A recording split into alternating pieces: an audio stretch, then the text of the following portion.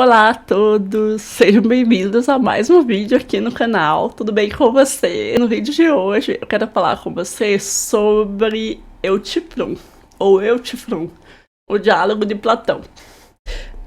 Antes de começar, eu vou pedir para vocês curtirem, comentarem, compartilharem o vídeo, se inscreverem no canal e vamos ao vídeo.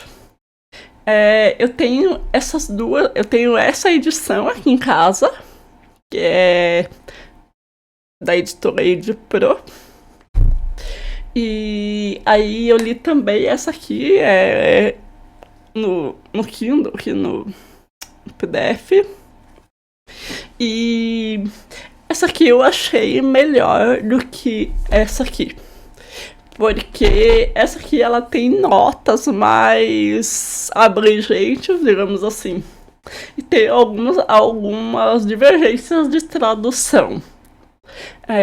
Durante eu for falando aqui, eu falo as divergências que eu encontrei. Esses 4 diálogos que estão, né, na verdade aqui são 5, mas esses 4 aqui Eutífron, Apologia de Sócrates, Críton e Fédon, normalmente elas são na mesma edição. E esse aqui tem 3, né? O Eutífron, Apologia de Sócrates e Críton. Porque primeiro na sequência, né? O Eutífron é quando Sócrates descobre que foi acusado, que é quando se passa este diálogo.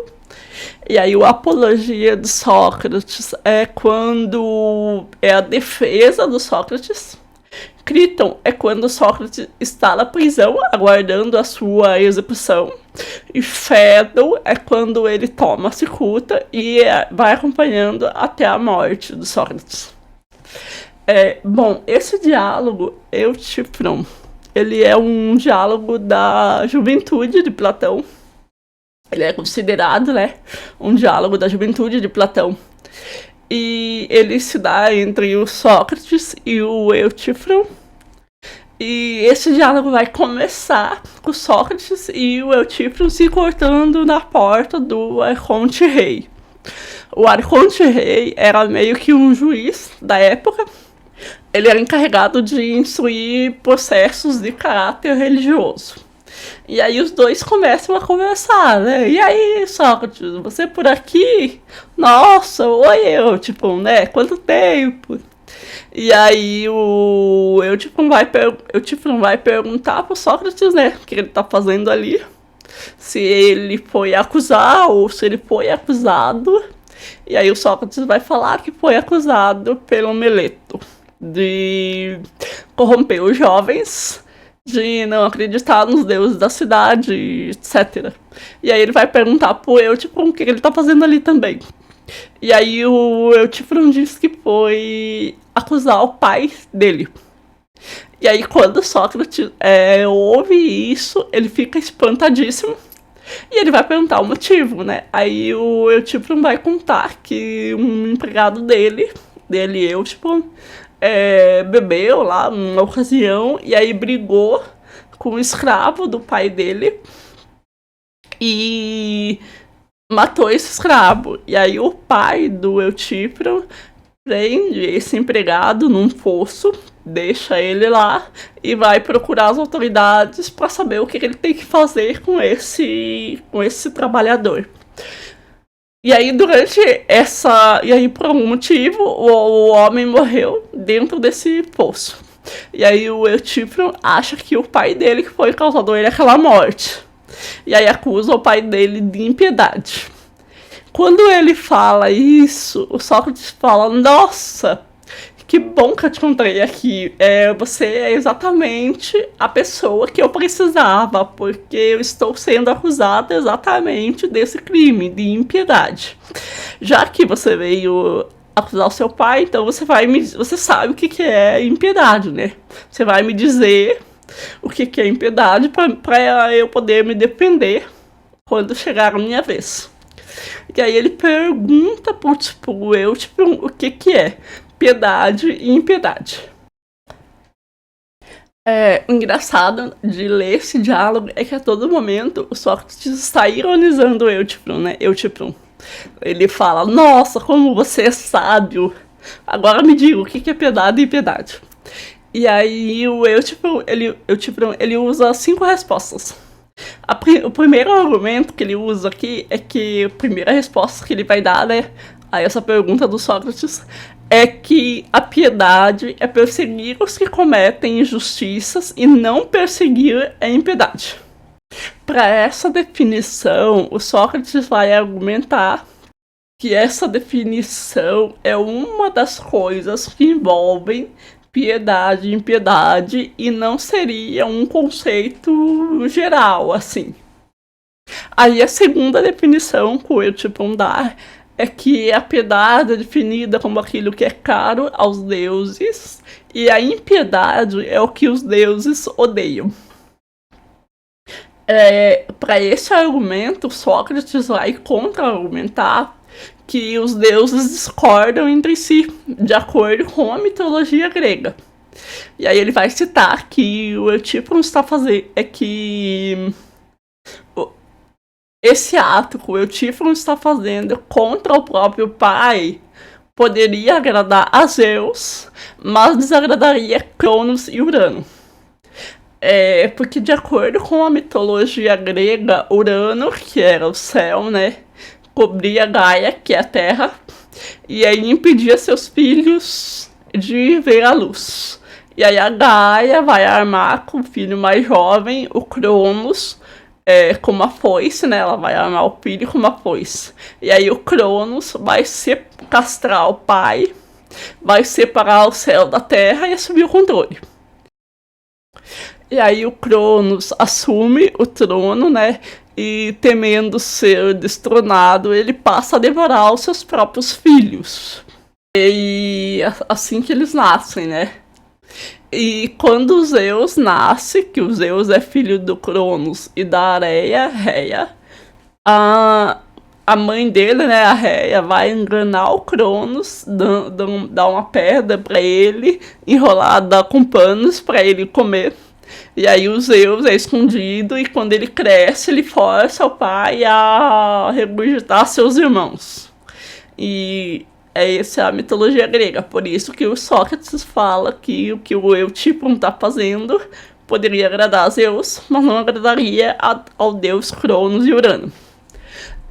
A terceira definição que o Eutipon faz é que a piedade é aquilo que todos os deuses amam. E aí o Sócrates vai perguntar se o piedoso é amado pelos deuses porque é piedoso ou é piedoso porque é amado pelos deuses. E aqui o Sócrates vai argumentar também que não é porque alguma coisa é conduzida que alguém a conduz, mas é porque alguém a conduz que essa coisa é conduzida.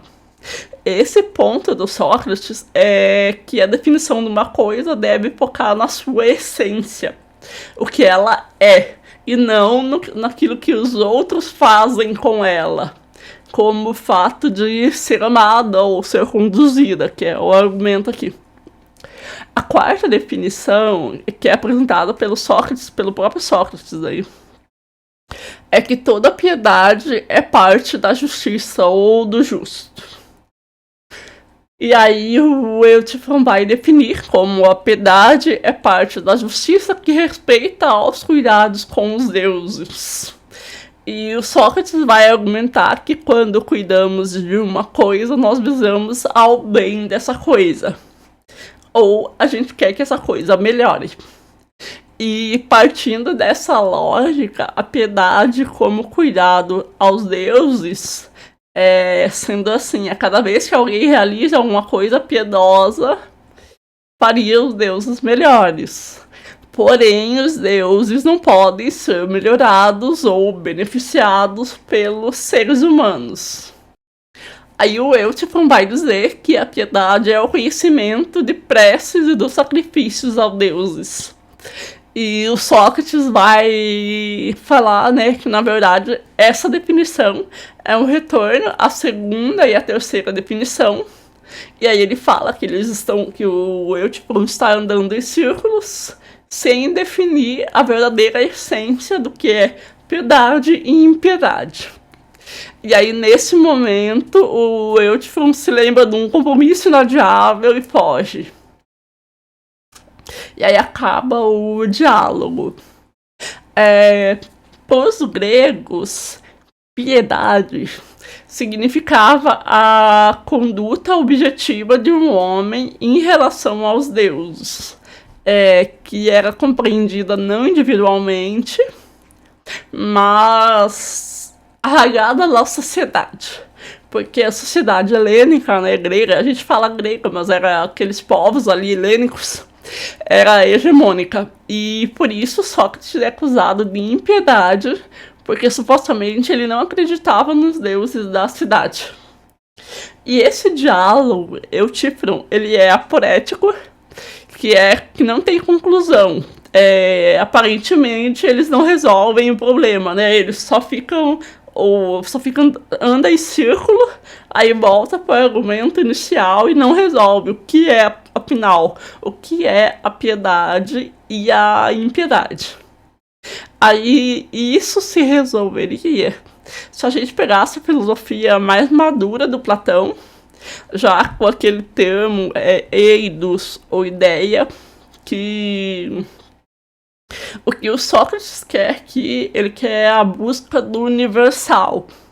Ele quer encontrar a essência, aquilo que faz com que todas as ações piedosas sejam piedosas, de fato, né? O que é essa essência?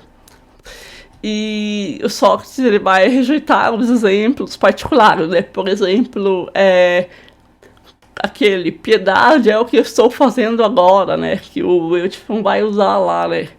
E ele está fazendo o ato de piedade acusando o pai dele. Porque na filosofia platônica ele quer descobrir os universais, né? Aquilo que não mudam. E ele quer saber o que é comum a todos os casos de piedade. Nesse livro aqui do Giovanni Reale, Convite a Platão, ele vai fazer o comentário de que sobre esse diálogo, né, sobre o Eutipron, de que o verdadeiro Deus, não aquele dos gregos, ama a piedade na medida em que a piedade é, por sua própria natureza, um bem. Em relação às duas traduções que eu falei, essa tradução aqui, ela sai, por exemplo, aqui em vez de estar Eutipron ou da piedade, está Eutipron ou da religiosidade. E aí todas as vezes que nas outras traduções aparece o conceito, a palavra piedade, aqui é traduzido como religioso. Piedoso fica religioso e impiedoso fica irreligioso. Só que esse conceito de piedade e impiedade para os gregos, como eu já falei ali, né, que piedade significava essa conduta de um homem em relação aos deuses, e é mais abrangente do que o termo religiosidade. E tem mais algumas coisas aqui que são bem diferentes do que está na outra. Então, não sei se eu gostei tanto assim dessa. Por hoje era isso, pessoal. Óbvio, tem muito mais coisas para extrair desse diálogo. Eu nem sei se eu compreendi direito também. Mas enfim, se você já leu o livro, curte aqui embaixo, comenta, compartilha, se inscreve no canal e até a próxima. Tchau!